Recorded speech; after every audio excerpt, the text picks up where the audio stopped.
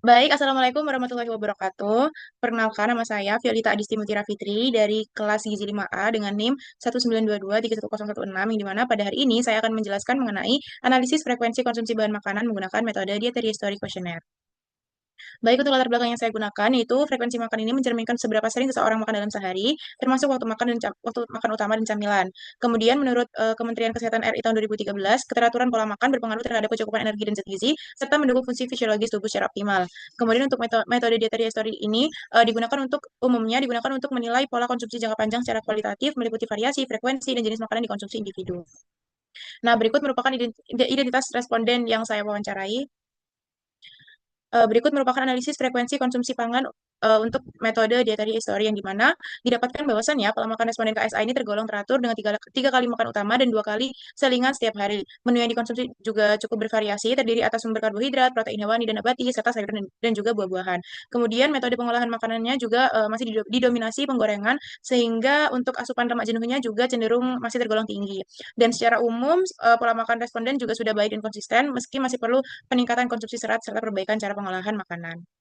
Baik, berikut merupakan analisis perhitungan kecukupan gizi responden melalui dietary history, di mana hasil perhitungan menunjukkan total asupan responden sebesar 604 kilokalori energi, 25,6 gram protein, 18,5 gram lemak, dan 81,7 gram karbohidrat dengan kandungan mikronutrien seperti kalsium, zat besi, natrium, dan vitamin C. Yang di mana jumlah ini tuh hanya memenuhi sekitar 25-30% dari kebutuhan energi harian orang dewasa, sehingga masuknya rendah energi seperti itu.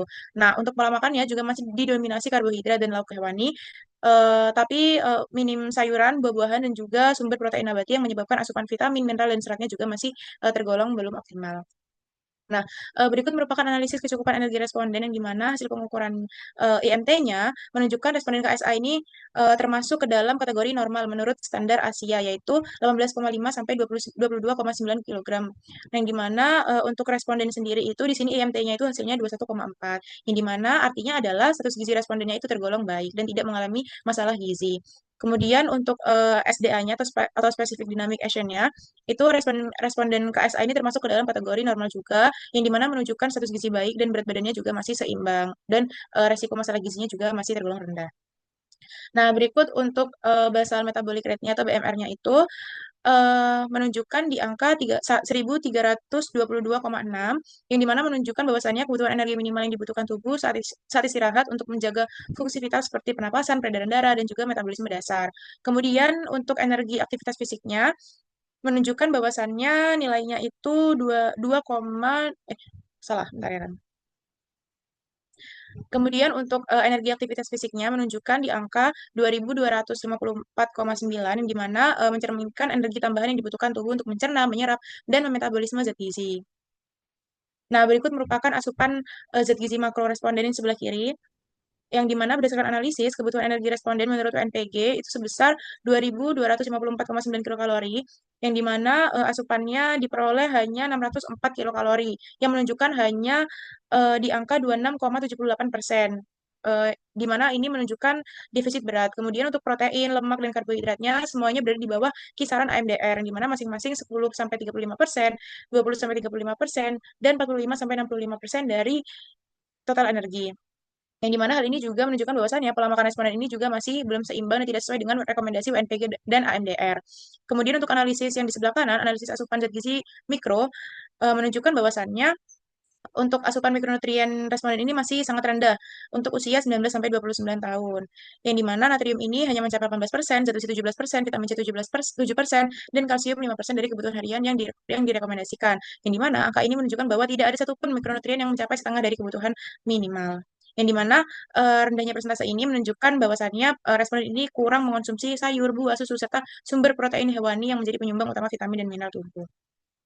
Nah, kemudian berikut merupakan yang sebelah kanan merupakan perhitungan asupan gizi metode dietary history di seluruh responden kelompok. Yang di sebelah kiri menunjukkan kecukupan makronutrien seluruh responden atau kelompok.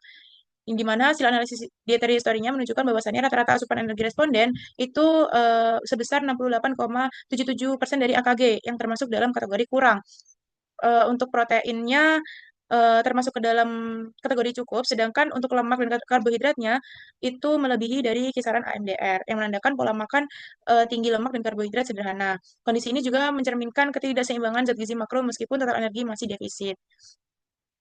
Kemudian berikut merupakan analisis asupan zat gizi mikro untuk seluruh responden atau kelompok.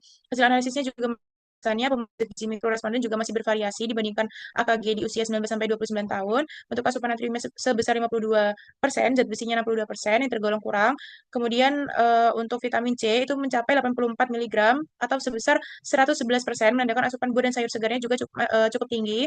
Kemudian untuk kalsiumnya itu ada di angka 35%, yang dimana ini menandakan rendahnya atau minimnya konsumsi susu dan olahannya.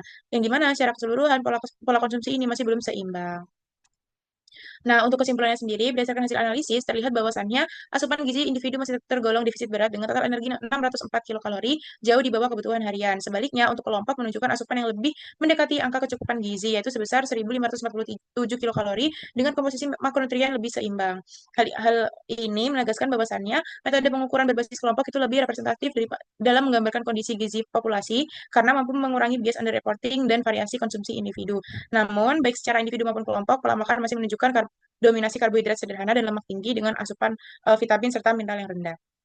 Kemudian untuk sarannya, diperlukan peningkatan variasi konsumsi pangan melalui penambahan sayur, buah, dan sumber protein nabati maupun hewani agar kebutuhan zat gizi makro dan mikro terpenuhi secara optimal. Kemudian perlu dilakukan edukasi gizi berkelanjutan kepada mahasiswa atau responden terkait pentingnya pencatatan konsumsi yang akurat dan kebiasaan makan seimbang sebagai langkah preventif terhadap masalah gizi di masa depan. Kemudian berikut merupakan daftar pustaka yang saya gunakan. Baik, terima kasih. Sekian presentasi yang dapat saya sampaikan. Kurang lebihnya mohon maaf. Wassalamualaikum warahmatullahi wabarakatuh.